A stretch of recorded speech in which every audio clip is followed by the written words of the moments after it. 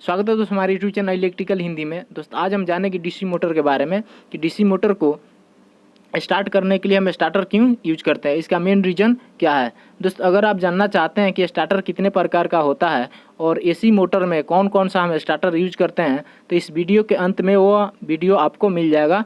अगर अच्छा लगे तो वो वीडियो भी देख सकते हैं। तो चलिए वीडियो शुरू करते हैं। आप देख सकते हैं दोस्तों, ये नॉर्थ पोल हो गया, ये साउथ पोल हो गया। ये हमारा मैग्नेटिक फ्लक्स लाइन है जो इधर नॉर्थ पोल से साउथ पोल की तरफ आ रही है। और ये जो हमारा इसके बीच में हमने कंडक्टर को प्लेस किया है। और जब हम इसको प्राइम मूवर की हेल्प से इसको जब हम रोटेट करते हैं तो इसमें हमारा एक मैग्नेटिक फील्ड क्रिएट होता है। ठीक उसी प्रकार से डीसी जनरेटर में भी आप देख सकते हैं दोस्तों, ये नॉर्थ पोल हो गया, ये हमारा साउथ पोल हो गया। इसको हम एक करंट कैरिंग कंडक्टर यानी हम बाहर से इसमें सप्लाई दे रहे हैं। जब हम इसमें सप्लाई दे रहे हैं तो ये कंडक्टर जब मूव कर रहा है तो नंबर ऑफ फ्लक्स लाइन को ये कट कर रहा है, मैग्नेटिक फील्ड क्रिएट हो रहा है। और ये मैग्नेटिक फील्ड के कारण से इसमें आपको करंट जो है इंड्यूस होता है, जो आपको ये दिखाई दे रहा है।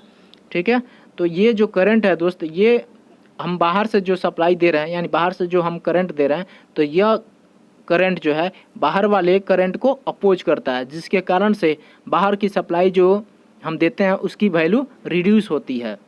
जब हमारा मोटर ऑफ है दोस्तों यानी स्टडी स्टेट कंडीशन में है, तो उस कंडीशन में अगर हम बाहर की सप्लाई जो हम दे रहे हैं तो इस कंडीशन में दोस्त जो करंट की मात्रा है वो बहुत ज़्यादा होगा, जिसके कारण से हो सकता है कि ये कंडक्टर यानी जो हमारा आर्मेचर सर्किट होता है उसका रेजिस्टेंस जो है बहुत कम होता है। प्रैक्टिकली उसका जो रेजिस्टेंस होता है दोस्त वो 0.5 के आसपास रहता है।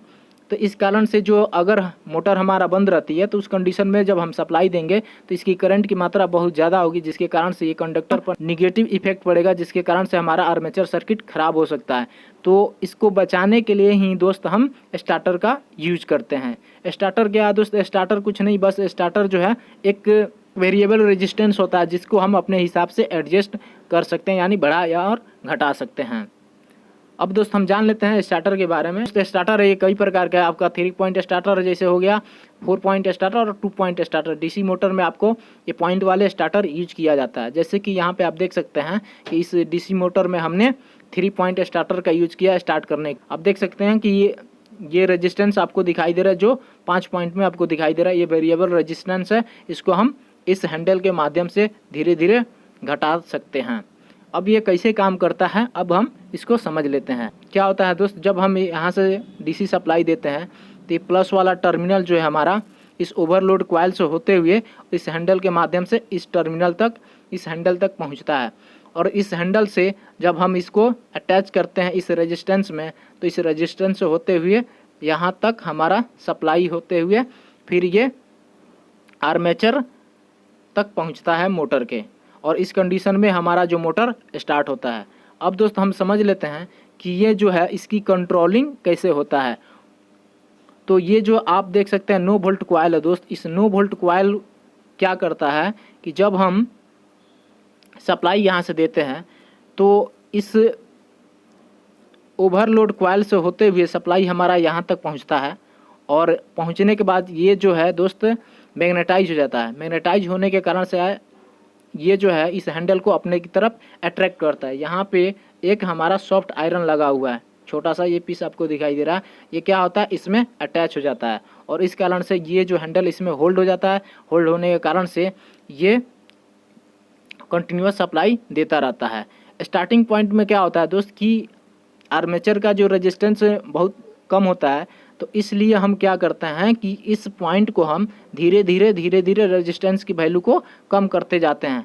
जैसे कम करते जाते हैं उस कंडीशन में क्या होता है कि जो हमारा मोटर होता है वो अपने फुल स्पीड को पहुंच जाता है। जब हैंडल हमारा यहाँ तक पहुंचता है उस कंडीशन में हमारा मोटर जो है फुल स्पीड में पहुंच जाता है, जिसके कारण से जितनी हम करंट दे पाते हैं उतना करंट जो है वो कंज्यूम कर पाता है। लेकिन अगर हम स्टार्टर यूज नहीं करते हैं तो डायरेक्ट हम करंट जब देंगे मोटर को तो उसका जो आर्मेचर सर्किट होता है दोस्त वो डैमेज हो सकता है।